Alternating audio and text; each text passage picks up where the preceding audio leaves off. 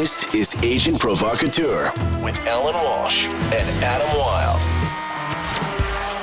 Welcome, everyone, to Season 5. Woo! 5 of Agent Provocateur. We are back. And I see Adam Wylde here. Adam, you're a sight for sore eyes. How are you?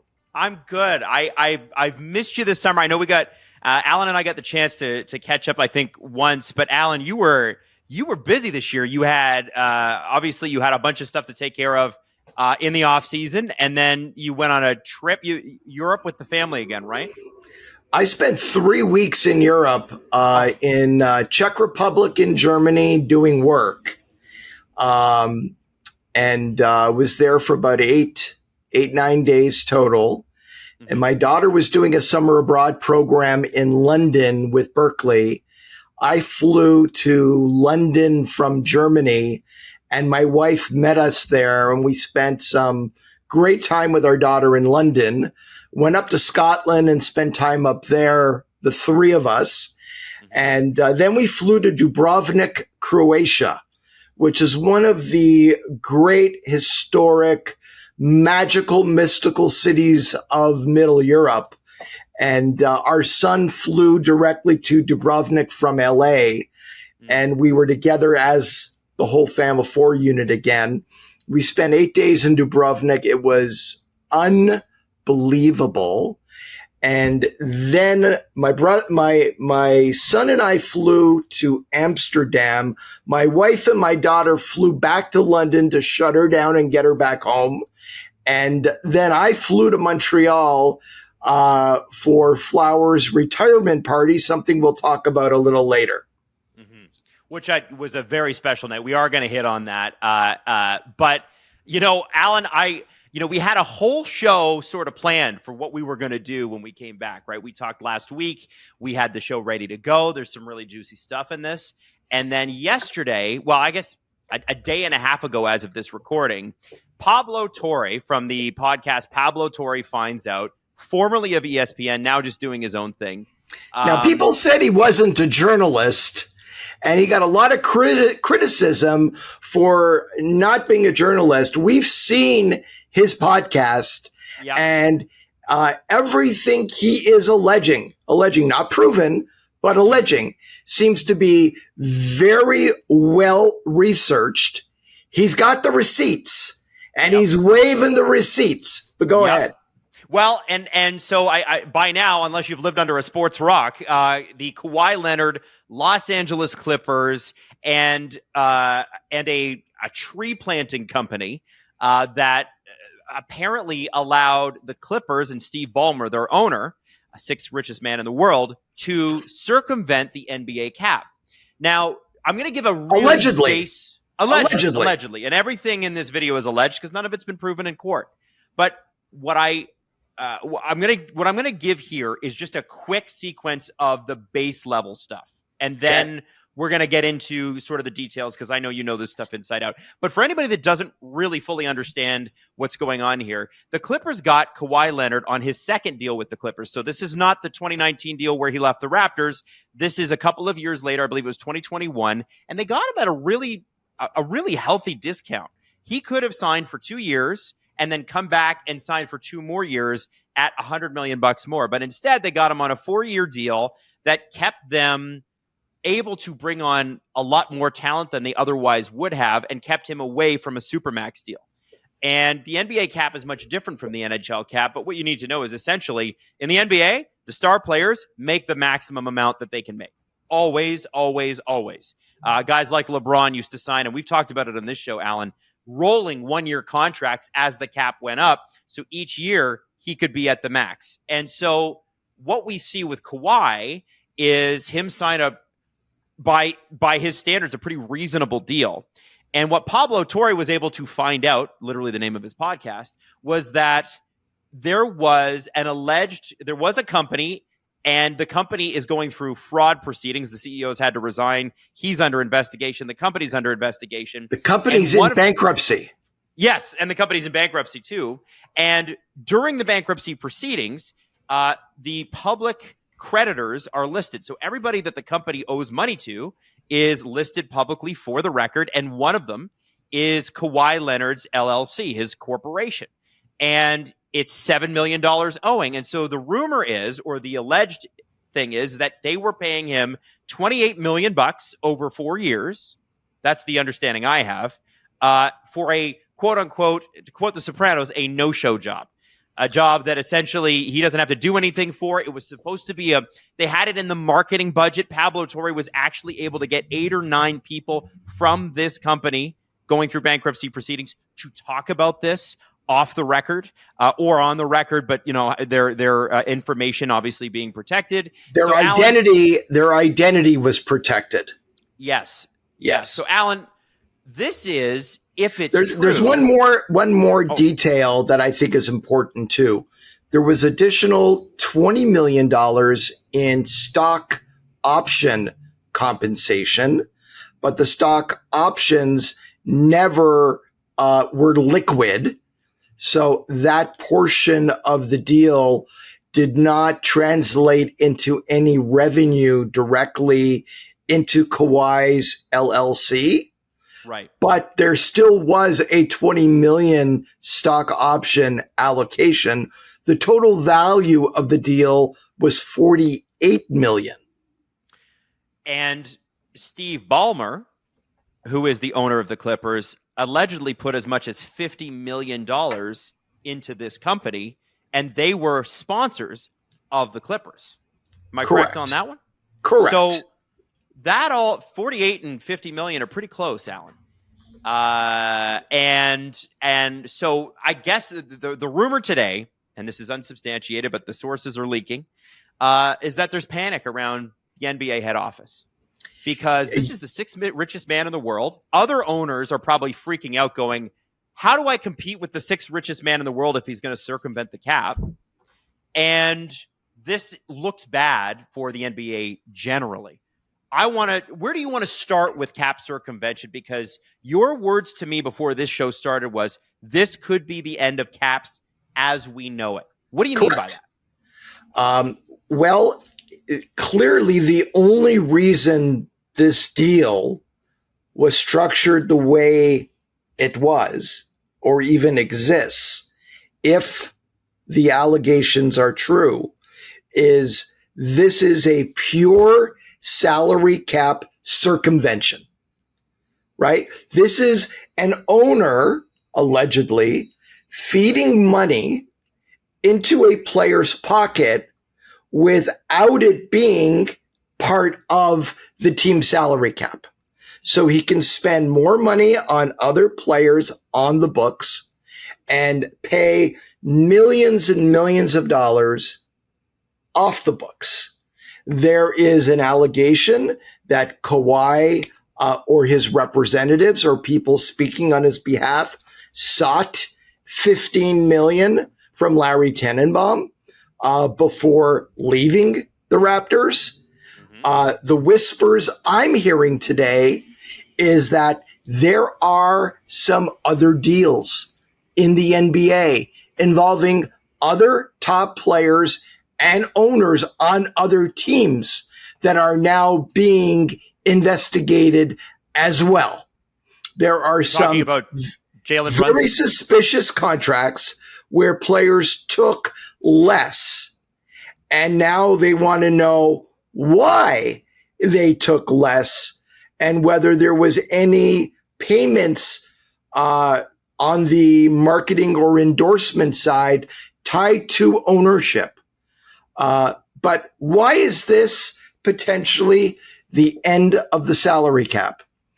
Think about what would happen to salary cap systems if this structure is allowed.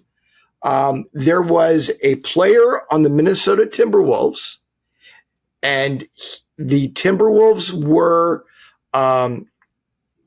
found to have delivered something of value to the player off the books of the salary cap. And the Timberwolves were fined 5 consecutive first-round picks, millions of dollars of fines. The player's contract was rescinded.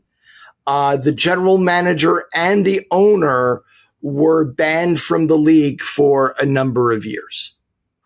Right? Wow. That's a severe penalty. And the NBA quandary is Ballmer is is probably the richest owner in the NBA, and he's part of the inside group. So is the NBA going to suspend him and take away 5 consecutive first-round picks of the Clippers? Which they don't have, by the way. They don't have them. This is unprecedented. Yeah. This is unprecedented right now. And what's shaking the foundations is if this is allowed, you can't say, well, it's a one-off and you can't do it anymore, but we're not going to do anything here. Mm-hmm. Right? So if somehow this is allowed, every top player in the NBA is going to raise his hand with his owner and he's going to say, okay, you talk to your rich buddies and I don't care where it comes from or how you do it, but I want another 40 million or 50 million off the books that you're going to siphon to me, and I'm not going to do anything for it. I'm not going to post anything on X. I'm not going to be involved in any commercials promoting the product or the company.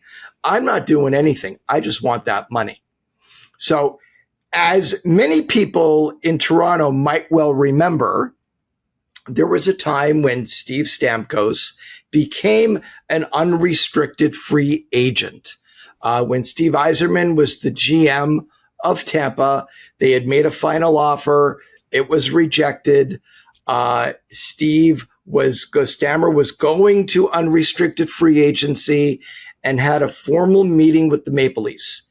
And at that meeting were several prominent people in the Canadian business community, CEOs, for example, the CEO of Canadian Tire, who said, if you sign with the Toronto Maple Leafs, we will do this endorsement deal with you for X millions of dollars. Okay? It was not a bullshit marketing deal. It was a real marketing deal. The question is, who was bringing that deal to the table? Was it the Maple Leafs, who were using that deal as a way to entice the player to sign with Toronto and receive money over and above what would exist in his contract? Or was the CEO of Canadian Tire contacting the Maple Leafs totally on his own and saying, if you're meeting with the player, I want to meet with him at that very moment while you're talking about him becoming a Leaf, and I want to throw my potential marketing deal into the hopper. And there were other CEOs who attended the meeting as well, who put money on the table for marketing deals. Is that a salary cap circumvention? I don't know. It never happened. So we don't know, right? But if Connor McDavid, hypothetically speaking, said to the owner of the Edmonton Oilers, I don't care how you put it together, I want to see a package of, I want to make $40 million a year, and I can sign for $19.1 million a year today, which is 20% of the $95.5 million cap. I want that. And I'm not going to hamstrung the Oilers by demanding the whole 19.1 million, but I want 40 million a year. Mm-hmm. And I'll take 15 million or 16 million in compensation in AAV. And I want you to come up with another package of 25 million, you know, and yeah, I'll work for it. I'll work for it. I'll show up for commercials. I'll do Instagram posts. Do commercials, posts. Who's to say what fair market value is for the best player in the NHL, the best player in the world, right? You can assess any kind of fair market value you want. The owner of the Oilers will have to set up some hands off, long arm protection from being directly involved in. He's not going to finance that. He's not going to put that money directly on the table. It's going to be through his network, though. Right? Is that allowed? And we remember. And how do you limit that if it's not? Right? Well, like how do you even say it's not? Well, wait. This is why this is shaking the foundations of the sports world right now. The NBA cap, yes, different sport. Stop yelling at me already. Different sport, okay? Different CBA, different rules. But if the door is opened here, it is setting a precedent for all of the salary cap sports, including the NHL. And there may be many people today saying, you're out of your mind. There's no way. It won't happen. It can't happen. Do you remember the interview with Bill Foley and Elliot Friedman a number of years ago? I have the clip. I have sent you the clip in the past where he is asked, Bill Foley is asked, without a salary cap, and I believe at the time the cap was $82.5 million. Without a salary cap, Bill, how much would you spend on player salaries today? And without missing a beat, he said, $135 million. I would take all the money, all the revenue we make, and put it all into the team without missing a beat. $135 million. So why would he do that? Yeah. There's a reason, right? Oh, well, for sure there's a reason. He bought the team. He brought the team into the NHL for $500 million. He's publicly said that he financed about 50% of the purchase. So he actually put in around $250 million of his and his minority owner money together. $250 million came from the banks or private equity or however he raised that money, right? The team today is worth about $2 billion today. And not a lot of years. That's an incredible return on investment. And the asset is continuing to appreciate. You only got 32. You only got 32 marbles, or you only got 32 coffee mugs in the world, NHL franchises. That's all you got. It is going to continue to appreciate. Revenues are exploding. We're going to see NHL franchises doubling in value over the next 5 years. Whatever they are today, when you and I are doing season 10 and the first episode of season 10, we're going to be talking about franchise values across the board in the NHL that are going to be double what they are today. The Ottawa Senators sold for almost $1 billion. Who would have foreseen that 5 years ago? Nobody. But here we are. So now if you take all the best players in the NHL as they're approaching free agency, and now what they're being offered AAV-wise is only 50% of the compensation package. Goodbye salary cap. Yeah. Because and that's why I say it. Now, so here's the thing then. The cap is in there for a couple of reasons. The first thing is obviously in the NHL, it's ostensibly to create parity.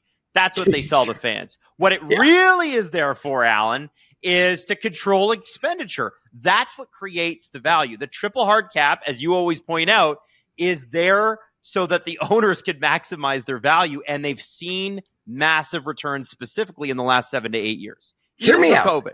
Hear me out. Keep going.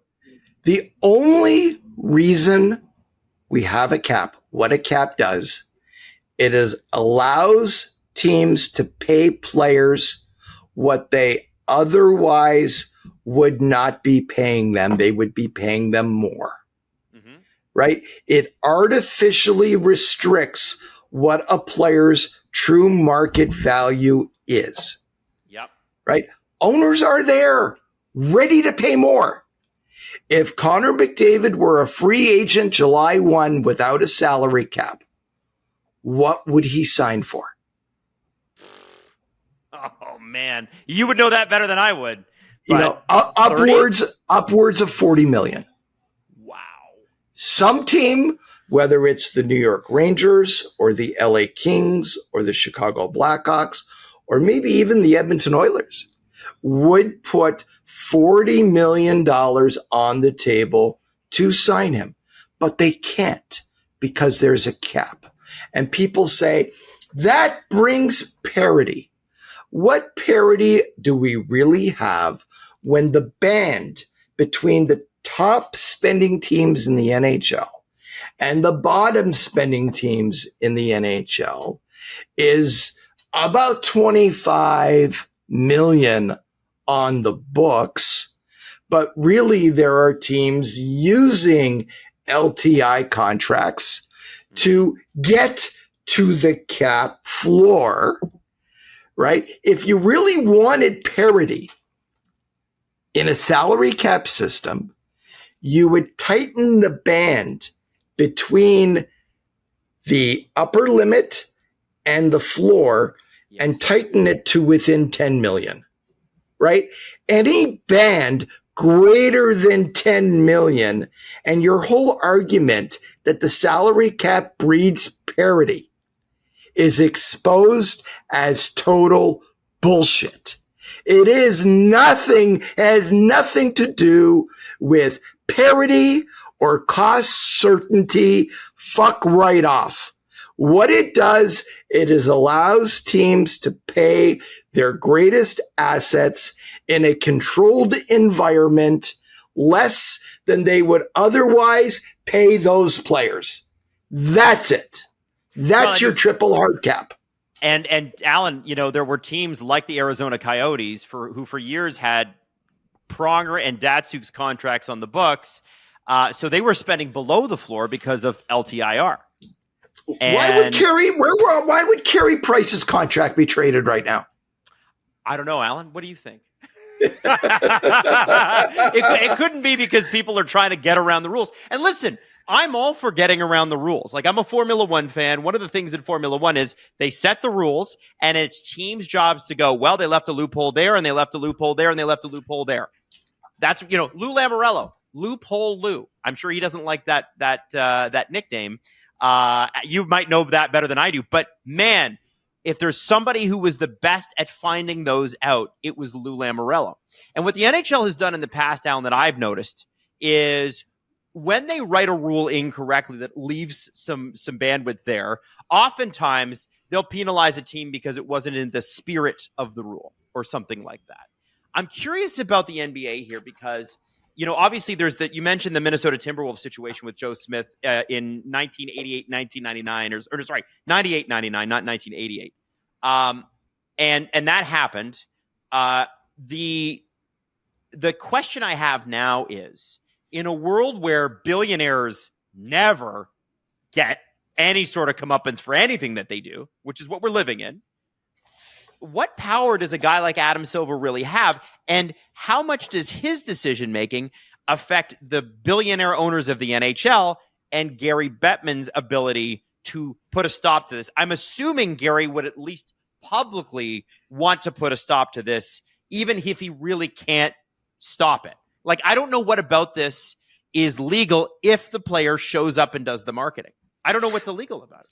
I would not be surprised if in the very near future, NHL New York sends a memo to all members of the NHL Board of Governors and perhaps to all GMs, although the GMs are largely neutered and irrelevant in Gary's world. It's all the owners and the Board of Governors. Those are the real members of the country club. and there will be very strict guidelines laid out reminding owners of all these kinds of prohibited conduct that would be subject to archaic, draconian sanctions if teams ever went down that road. Mm-hmm. But does the NBA or the NHL really want to punish that?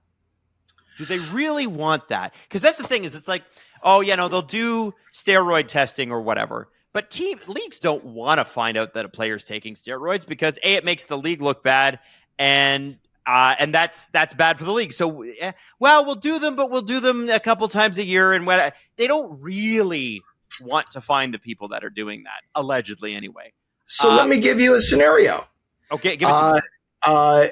MLSE gets all of the Maple Leafs top sponsors into a room and says, guys, how would you like to have Connor McDavid in Toronto as a Toronto Maple Leaf? And all the Leaf sponsors start salivating. Of course. And they say, okay, from here in this room, you guys need to put together a endorsement marketing package worth $50 million. You guys figure it out. You put the package together. We can't have any direct involvement in this, right? And once you have this package together, you have to nominate a leader of the group, and you need to make outreach to McDavid's people, and you need to put this $50 million package on the table. Again, we're not financing this at all. We're not putting any money into this at all, but you guys have to go do this. And on the contract side, we'll go to the max and we're going to bring this player in. Right? Prohibited conduct? I don't even know how you'd regulate it. Even okay, if it was prohibited. How the MLSE could say, we didn't put any money into this. Mm-hmm. It was just a conversation. And they went and did this all on their own. Mm-hmm. And who's to say there's going to be any reporting on what actually was said in this conversation if it hypothetically ever took place? Maybe the top sponsors all got together on their own and said, hey, guys, why don't we take a unified stand here and try to do our part in bringing the best player in the world to the Toronto Maple Leafs? And that's why I say the salary cap has never been at more risk in the NHL since 2005 than it is today.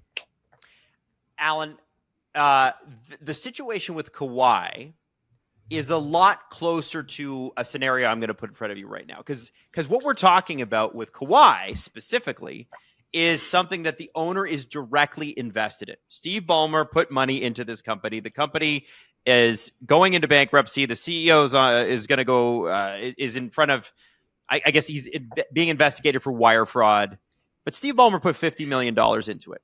And according to the documents that we have seen that were shown in the podcast yesterday, there is a clause actually in the agreement between Aspiration and Kawhi's LLC that he doesn't have to do anything to receive the compensation. So that's making it so blatant that it's hard to miss, right? What you're talking about, hey, all the business leaders getting together with MLSE and doing this, and it's an off-the-record conversation and everybody denies it ever happened, that's a lot more plausible and easier to pull off than, dear Kawhi, we're going to give you $40-something million in value here, and you don't have to do anything. Signed us. Yes. It would be similar to, and I'm going to use Toronto as an example because our owner owns a massive cable and internet company, telecom company in Canada called Rogers. Ed Rogers, a company, his father started the company. Ed Ed and his father bought the Toronto Blue Jays, and then they bought 37.5% of Maple Leaf Sports and Entertainment Group 10 years ago.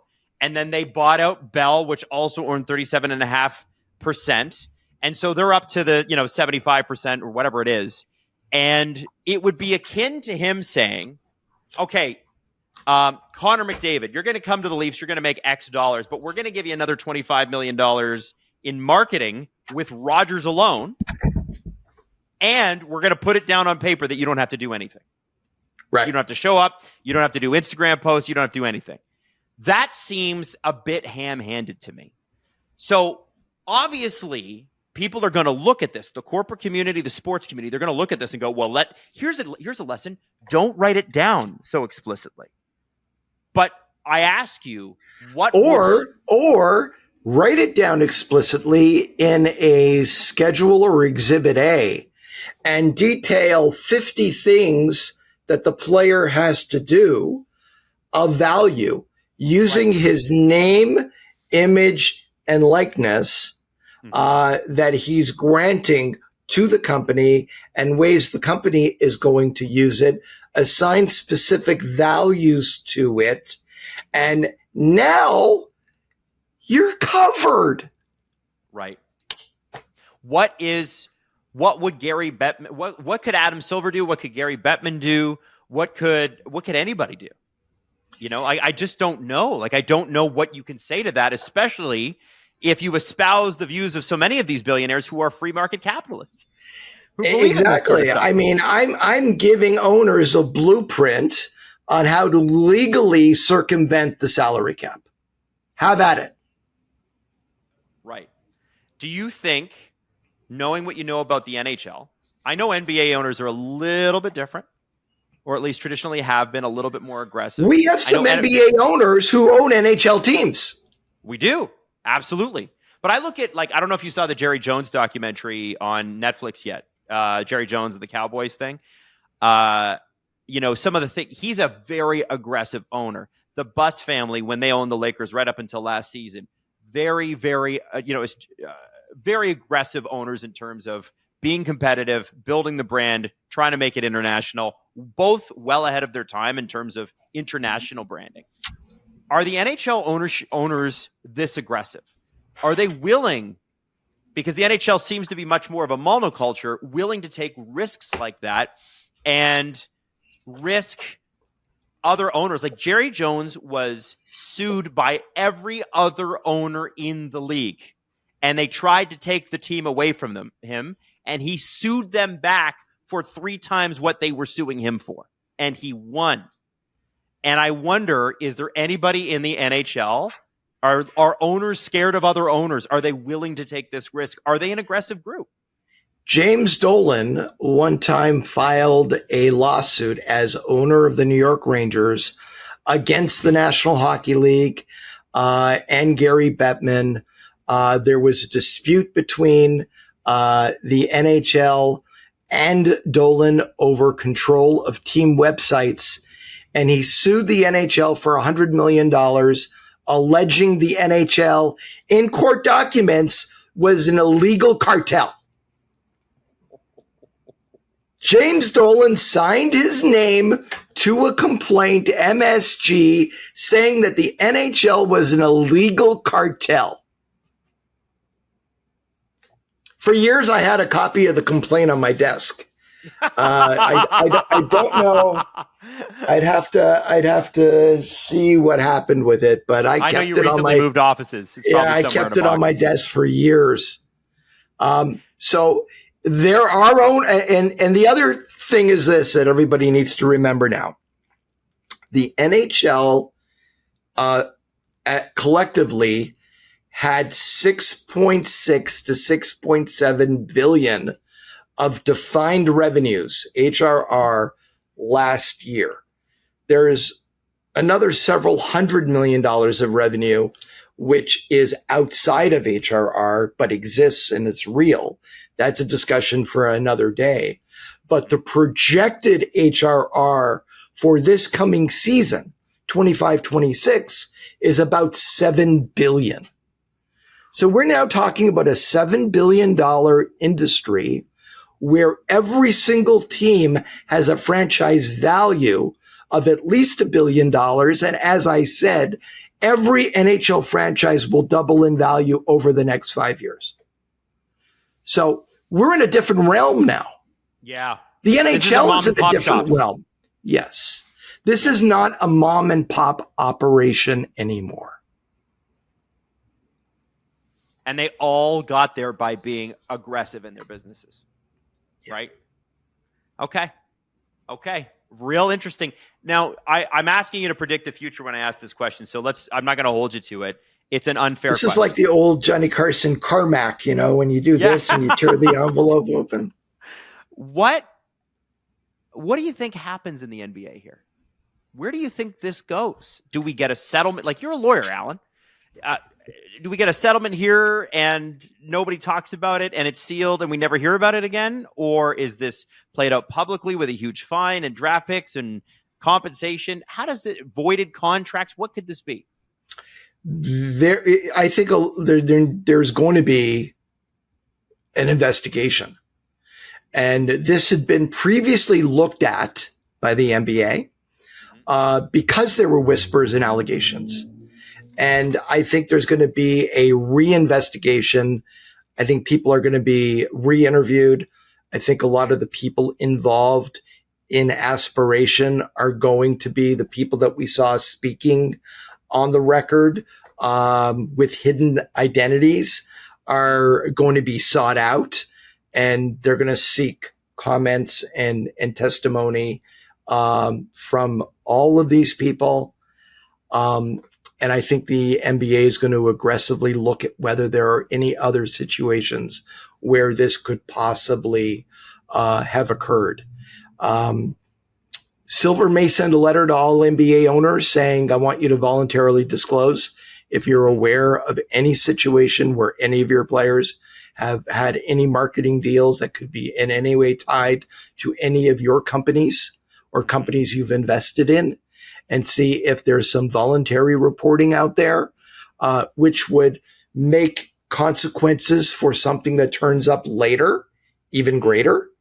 I think they need to get to the bottom of whether this is a one-off or whether this is widespread. Just no one knew about it. And when I say no one knew about it, Adam Silver didn't know about it.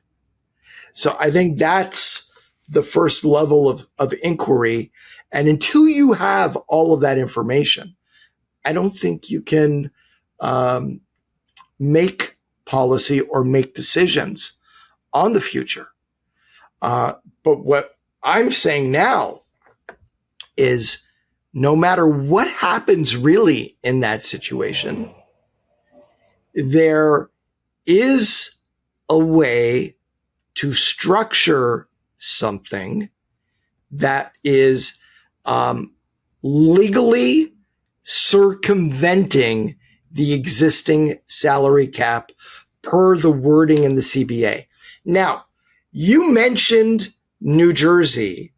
Let's go all the way back to the time that Ilya Kovalchuk signed a 14-year deal with the New Jersey Devils.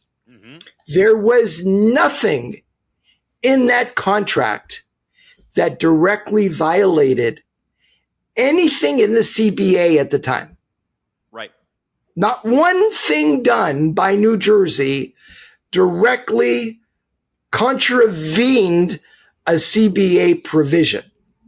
And yet the NHL would not allow the contract to be registered and insisted that it be restructured. And they fined New Jersey and they penalized New Jersey based on the attempted filing of a contract that did not violate the rules. That's right. And I believe it was a couple first-round picks. I believe one at least was returned to New Jersey. Later. Which we don't know why. I still don't know why that happened, Allan. No one does. No. That is so perfect that nobody knows. No one knows. Lou and Gary, and that's it. How does that song go? How it goes, nobody knows. Yes. Yeah. Wow.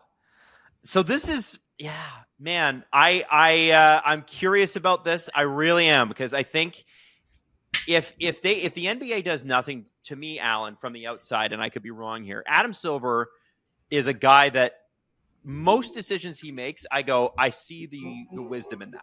I don't know what he's like as a person, but I think as a leader of the NBA business, he's been a very good successor to David Stern and taken the NBA to new heights. And I don't think there's any question about that. He has it. He's been very respectful of the players. Yep. And there are a number of players who have, he's developed one-on-one relationships with them where they text back and forth about issues of concern both ways. He's been very open, very transparent, and he's very well respected by the union, by individual players. He's got a job to do. He represents the owner's interests. He does it well, but he also understands that the players are the product and that the players very much are the game. And the relationship between the league and labor is a strong one. Mm-hmm. And their CBAs have resulted in players doing very well. Yes, it's a salary cap system. Yes, salary caps are against my DNA, but as a person, Adam Silver is very well respected.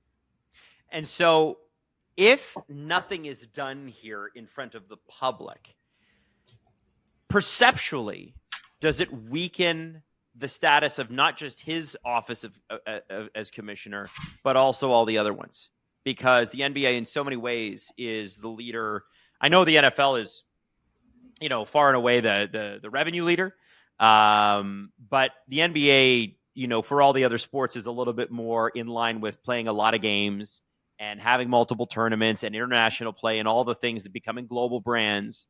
Do you think that could weaken his position, not only with the other owners, but with the PA and the players? Absolutely. I mean, I got to imagine what the other NBA owners are thinking today if this truly is a one-off and there are no other incidents like this anywhere around the league. If the allegations are true, the Clippers have just been caught cheating. Yeah. And how do the other teams feel about it? I'm sure they're not thrilled, or at least they'll jump on the opportunity. They would probably do it themselves, but I'm sure they'll jump on the opportunity to dump on a team because it's competition on and off the court. Absolutely. The owners that you talk to, generally they're competitive, right? Extremely. Yeah. So that's the thing I think a lot of people don't understand is the mentality of these owners to get to where they are. And that's a question. I don't know why I've never asked you this before. They're going to try to find any edge most of the time. Absolutely. And they've exploited sports performance, sports psychologists, massage therapists, alternative treatments. There is no stone left unturned with some owners of NHL teams to try to give their team an edge. And they're all multi-billionaires. Yep. Every NHL owner is a multi-billionaire. Everyone. There isn't anyone who is not, right? So it's a matter of why they own the team. Mm-hmm. What's the reason for getting into ownership and how badly they want to win. Okay. Now, I think we've exhausted the topic, but do you have anything else that you want to add before I switch it up when we talk about Flower? Let's talk about Flower. So in Montreal this summer, Marc-André Fleury had a retirement party. Yes, it was quite a party. And it was like bigger than a wedding, right? Like this was huge and a lot of great, names and faces and personalities from around the NHL. Allan, you were his agent forever, since he was 16 years old. Tell me what you can about this party. Fun, and the pictures looked awesome. What can you tell us? There was a lot of love in the room. We all know that Flower is and always was a beloved teammate everywhere he played.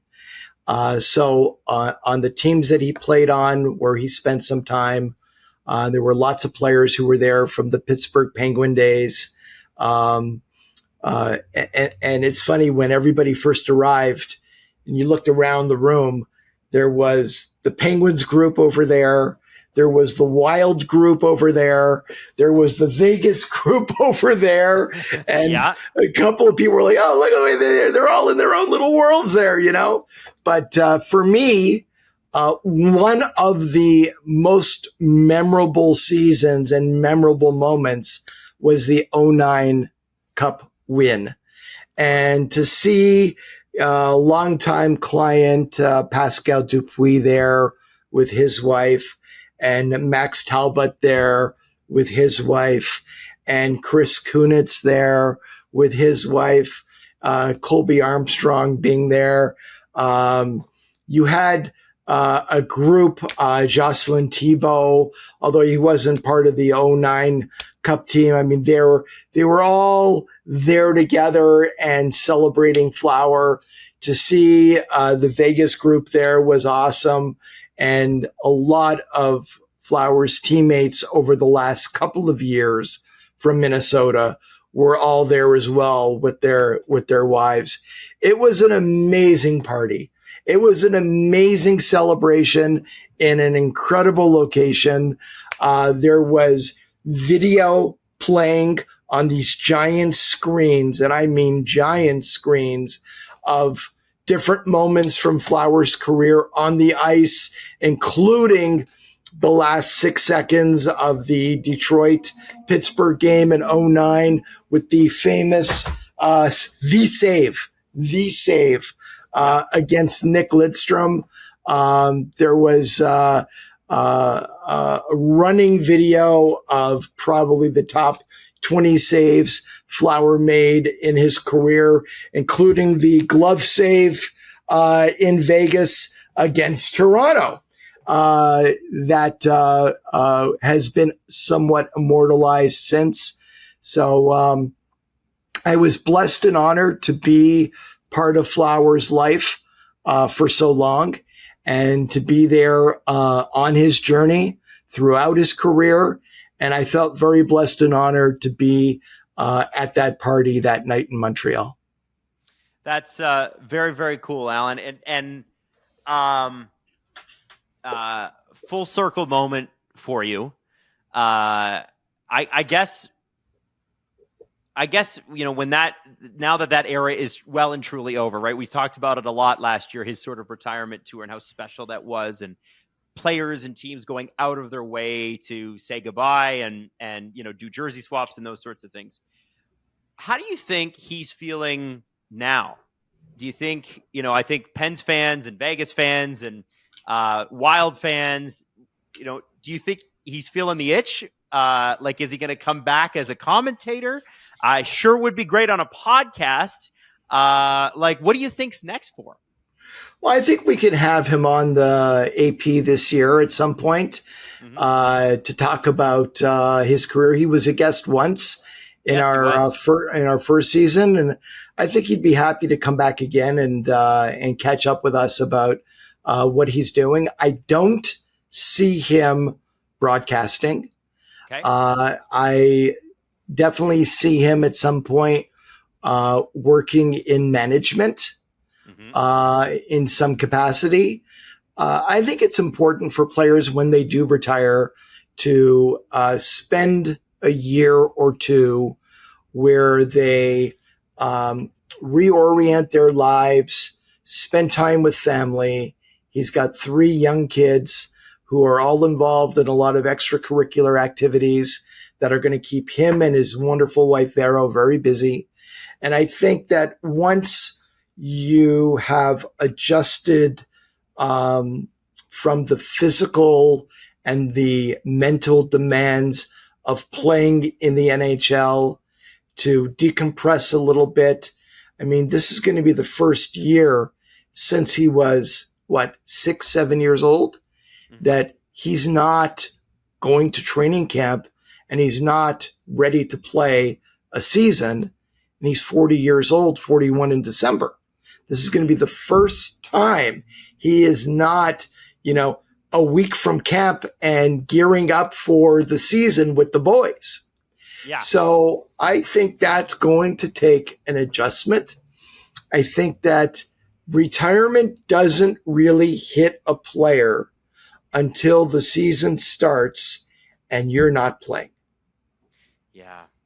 Right? So yeah. I think that, and he and I have talked about that, and we're going to continue talking about that. We're going to be together. We're getting together next week, and we're going to spend some time together. And I'm sure that's going to be a topic that comes up.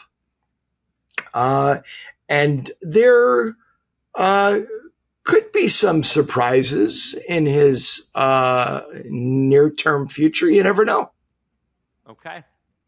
Well, listen, Allan, I'm looking forward to whatever that looks like. And we know that his family is staying in the Minneapolis-St. Paul area because they loved it so much. And I think Wylde fans love hearing that. So it bears repeating. They were going to retire in Vegas and instead said, you know what? We're going to stay here because it's awesome. And I think that's a pretty sweet way to wrap up a career. So, Allan, listen, we're coming up on an hour here anyway, so I think we're going to have to save some stuff for some of the stuff we had on the rundown for the following for the week. rest of the season. Yeah, I mean, we got a whole season ahead, but season 5 has commenced. It feels good, and we're going to see you back here next week, right? Next week. This has been Agent Provocateur with Allan Walsh and Adam Wylde. Follow Allan Walsh on Twitter @WalshA. Subscribe wherever you get your podcasts by searching Agent Provocateur and hitting the subscribe button. YouTube.com/SDPN.